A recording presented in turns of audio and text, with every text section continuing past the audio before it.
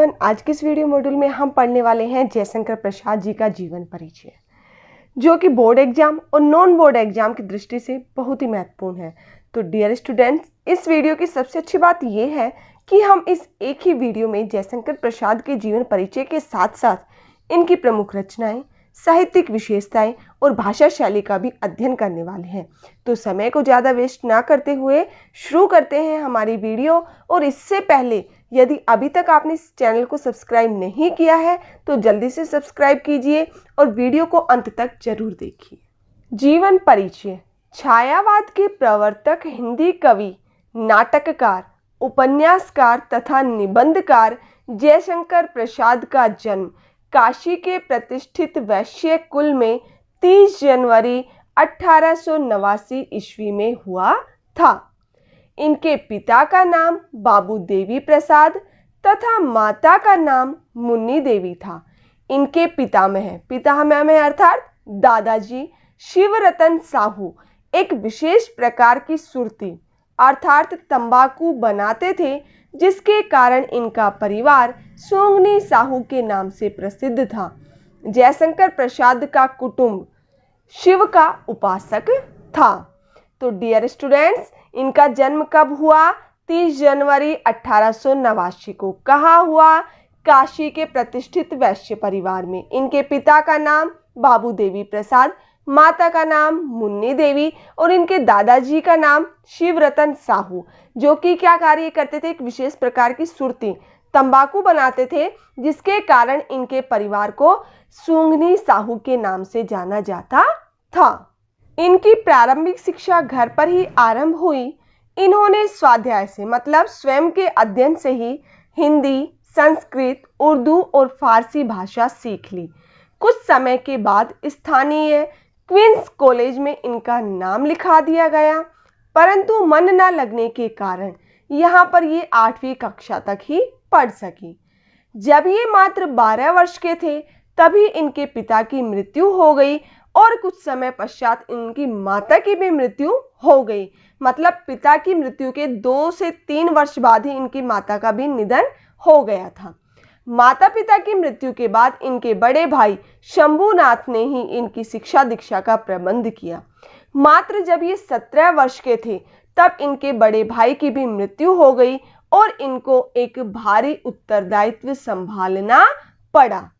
तो इस तरह से डियर स्टूडेंट्स, आपको अपनी लैंग्वेज में लिखना है। इसको एक स्टोरी की टाइप में लर्न किया करो जीवन परिचय को, और फिर आप अपनी लैंग्वेज में लिखा करो, ताकि जो एग्जामिनर है वो आपके मार्क्स कट नहीं कर पाए। अब देखिए, बात आती है इनकी मृत्यु की। तो जीवन में दुख और विपत्तियों के कारण ये क्षय रोग से पीड़ित हो गए और 15 नवंबर 1937 को इनका निधन हो गया। इनकी मृत्यु कब हुई? 15 नवंबर 1937 को। किस बीमारी के कारण हुई? क्षय रोग के कारण। क्लियर? अब नेक्स्ट टॉपिक है हमारी इनकी प्रमुख रचनाएं। छायावादी युग के प्रमुख 4 स्तंभों में से एक जयशंकर प्रसाद की प्रमुख रचनाएं निम्नलिखित हैं। सबसे पहले आता है इनका काव्य ग्रंथ लहर, झरना, आंसू, कामायनी, प्रेम पथिक, कानन कुसुम आदि। फिर आता है इनके उपन्यास कंकाल, तितली, इरावती। जो इनका इरावती उपन्यास है वो अपूर्ण है, मतलब अधूरा है। फिर आती है कहानी संग्रह छाया, आंधी, इंद्रजाल, प्रतिध्वनि आदि। इनकी कुल कहानियां बेहतर मानी जाती है, 72। ठीक है। तो डियर स्टूडेंट्स, आप ये मत सोचना कि हमारे एग्जाम में तो सिर्फ एक ही रचना पूछी जाती है, फिर हमें इस वीडियो में इतनी सारी रचनाओं के बारे में क्यों बताया जा रहा है। तो डियर स्टूडेंट्स, जो रचना आपको याद रह सके वो आप वहां पर लिख देना, लेकिन आपको सब कुछ पता होना ज़्यादा जरूरी है। तो नेक्स्ट है नाटक। तो इनके कौन कौन से नाटक है? अजातशत्रु, एक घूंट, स्कंदगुप्त, ध्रुव स्वामिनी, चंद्रगुप्त आदि। तो इस प्रकार से इनकी प्रमुख रचनाओं में क्या क्या आ जाएंगे बेटा? काव्य ग्रंथ आ जाएंगे, इनके उपन्यास, कहानी संग्रह और नाटक। ठीक है। अब next and most important topic, साहित्यिक विशेषताएं। जयशंकर प्रसाद आज तक के हिंदी साहित्य के महानतम कवियों एवं लेखकों में से एक माने जाते हैं। इनके काव्य का मुख्य तत्व प्रेमानुभूति एवं सौंदर्यानुभूति है। इनकी अधिकांश रचनाओं में देश के प्रति बलिदान, त्याग, समर्पण तथा देशवासियों के प्रति करुणा आदि भावों का वर्णन मिलता है। मतलब इनके काव्य का जो मुख्य तत्व है वो क्या है? प्रेमानुभूति एवं सौंदर्यानुभूति। और इनकी ज्यादा से ज्यादा रचनाओं में क्या मिलता है? देश के प्रति बलिदान, त्याग, समर्पण और देशवासियों के प्रति करुणा का भाव। आगे देखिए, प्राकृतिक पदार्थों पर मानवीय भावनाओं का आरोप करना इनके प्रकृति चित्रण की अनूठी विशेषता रही है।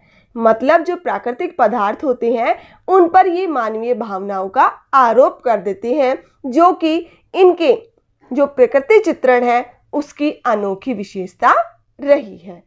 इनकी रचनाओं में प्रेम के जिस रूप का वर्णन किया गया है वह दैहिक नहीं, मतलब शरीर से नहीं, वरन आत्मिक है, मतलब आत्मा से है।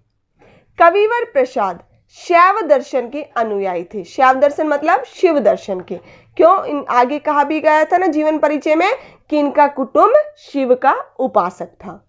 अतः इनके दार्शनिक विचारों पर शैव दर्शन का स्पष्ट प्रभाव है। क्लियर? लास्ट टॉपिक देखिए बेटा, भाषा शैली। प्रसाद जी की भाषा साहित्यिक हिंदी भाषा है जिसमें संस्कृत निष्ठ शब्दावली की प्रधानता है। इनकी भाषा कैसी है? साहित्यिक हिंदी भाषा है और जिसमें प्रधानता किसकी है? संस्कृत निष्ठ शब्दावली की। इनकी भाषा में ओज, माधुर्य और प्रसाद तीनों गुण विद्यमान है। इनकी भाषा सरल, सहज, स्वाभाविक एवं विषय अनुकूल है। इनकी भाषा में तत्सम, तद्भव, देशज, विदेशज आदि सभी प्रकार के शब्द मिलते हैं। इन्होंने लाक्षणिक शब्दावली के प्रयोग द्वारा अपनी रचनाओं में मार्मिक सौंदर्य की सृष्टि की है। मुहावरों व लोकोक्तियों के प्रयोग से इनकी भाषा सशक्त बन गई है। इनकी अलंकार योजना उच्च कोटि की है।